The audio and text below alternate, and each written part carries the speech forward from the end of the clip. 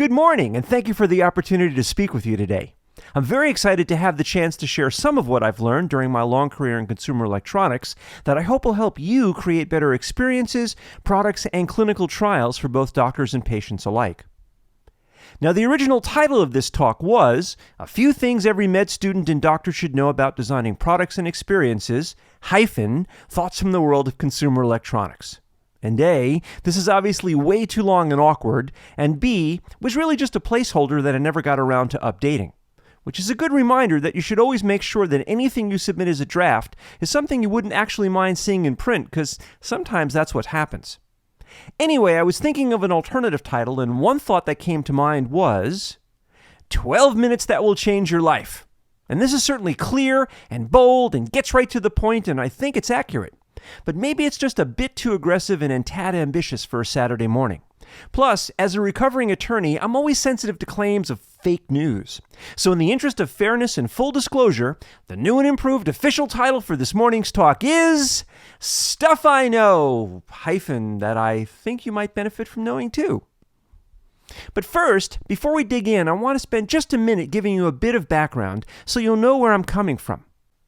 I've spent over 30 years in the consumer electronics field in a variety of roles, including engineering, product marketing, strategic planning and business development, and legal and regulatory affairs, including 5 years at Sony and the past 22 years at Apple, where I worked on a number of health and medical efforts, including HealthKit, CareKit, ResearchKit, and the Apple Heart Study with Stanford Medicine.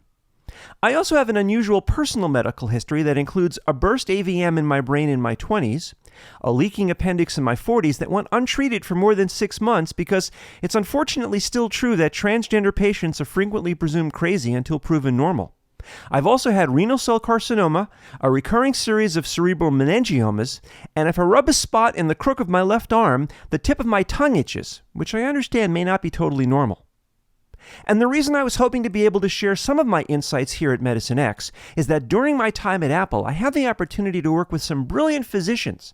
But by the time they were experienced enough to contribute to Apple's efforts, their worldview was pretty well formed. Of course, smart people are open-minded and always learning, but bias is set in early, and this is especially true in a field that's high stakes, heavily regulated, and tends to want to optimize behavior to limit legal liability. And I'm not saying any of those things are inherently bad, but I am saying that I realized that if I truly wanted to have an opportunity to change the future of medicine and healthcare, I needed to find a way to infect your thinking while your skulls were still just a little bit soft. And so let's do that. What? This is where most thinking starts, where most people begin the process of designing new products and experiences by saying, you know what we need, or you know what would be helpful, or you know what would be really great to have. And this naturally leads to how? The execution, the place where folks get to show off how clever they are by doing something that no one's ever done before. All the technical and medical and patentable bits. Teams frequently start with what, and then move on to how, and then they're done. Or maybe not, because from a doer's mindset, and doctors and engineers are both powerful doers, the process of figuring out what you want to do leads directly to figuring out how you're going to do it, and then it's only natural to want to jump right in and not waste another moment. It's an understandable impulse. But the progression from what to how to action leaves out a critical element, the reason to do. As someone much smarter than me once said, you've got to start with the customer experience and work backwards through the technology. You can't start with the technology and try to figure out where you're going to sell it. I've made this mistake more than anyone else, and as we've tried to come up with a strategy and a vision for Apple, we asked, what incredible benefits can we give to the customer? Where can we take the customer? Not let's sit down with the engineers and figure out what awesome technology we have and how to market that. This is a great way to think about the reason to do something. Not simply because you can, but because it changes the user's world. And I've come up with what I think is a simple way to determine whether a product or experience provides an incredible benefit to the customer that I'd like to share. It's when the customer or your intended audience says this: I didn't know I needed it, and now I can't live without it. Think about this for a moment. Think about the products or services that satisfy this test in your life. Your smartphone maybe, your Netflix or Hulu subscription, maybe something else completely. It can be different things for different people, and it can definitely change over time. What would be seen as indispensable only a short while ago, let's say a DVD player, is now a complete who cares for most people. This is a critical element. Before the doing can begin, in addition to what and how, you must also identify the why. The answer to so what, to who cares, that moves beyond look what I did, look how clever I am, to being able to describe, as Steve said, the incredible benefit you can give to your customer, to your patient, to your colleagues. Think of it as your raison d'etre. It's not something broad and amorphous like saving lives or making money, though those are both really important. It's specific and particular, and when your intended audience experiences it, the reaction is some version of, I didn't know I needed it, and now I can't live without it. And though we don't have a lot of time this morning, I wanted to give you just one example of where knowing the what and how, but not the why, became a problem. This is an article from the Washington Post in this past February, and it describes a joint effort by IBM and Anthem and a doc at Harvard Medical School. They created an app intended for patients to use to improve their healthcare experience. It had a symptom checker and scheduling and maps and telemed, all kinds of stuff. And after 2 years, the whole thing was shut down. And that's okay. 'Tis better to have loved and lost than never to have loved at all. I think Kanye said that. But this is the part that's really worth pointing out. In the article, the doc who helped design the experience says, the short answer is nobody really used the tool. For a variety of reasons, they just forgot about it. This is what I would say in my defense. I still think it's a good idea. And I'm not trying to pick on any of these folks. I know they're well-meaning.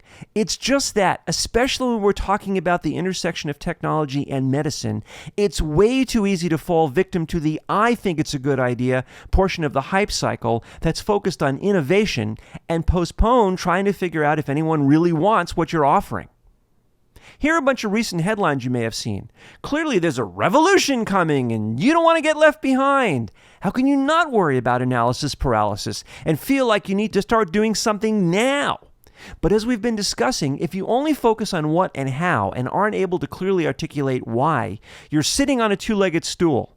And I'll pause for a moment while you conjure up that image. And before we move on, I want to caution against the world of it would be cool. During my time in industry, I would often be part of brainstorming sessions where someone would say, you know what would be cool? And I wanted to point out that it would be cool is the surest way to wind up in an article in the Washington Post that I'll probably be talking about next year.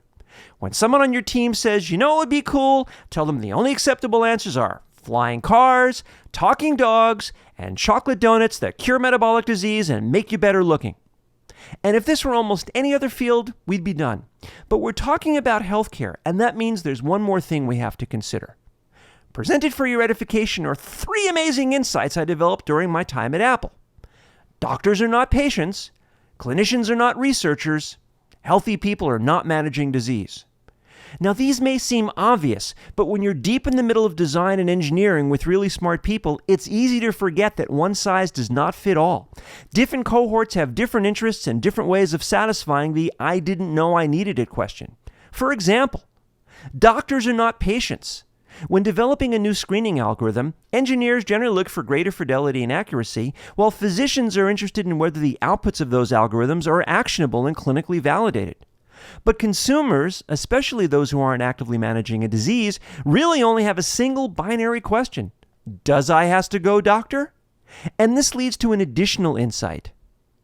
In the world of digital health, the value of a device or app to a consumer or a patient isn't fully realized until they close the loop with a healthcare professional. As far as I know, this isn't true in any other domain. I can use the rings of my watch, the apps on my phone and laptop, and depending on my skill and experience, extract complete value. But until we allow digital health technologies to lead directly to self-treatment, I mean diagnosis and prescription of medication, real value still requires intervention with a healthcare provider, which means in healthcare there are direct and indirect customers. And so when answering the why question, the raison d'etre, we have to do it in the context of who. Who is the real customer for your innovation? Who will truly say, I didn't know I needed it, and now I can't live without it? It may not be possible to be all things to all people, but you have to consider that in order for your solution or experience to be successful, you're going to have to be compelling to multiple audiences. And here's a word of warning. Don't fall into the trap of imputing value from one group to another. Information important to a physician may not be seen as particularly valuable to a patient, even if it means a better outcome for them. Remember the kitty's binary question?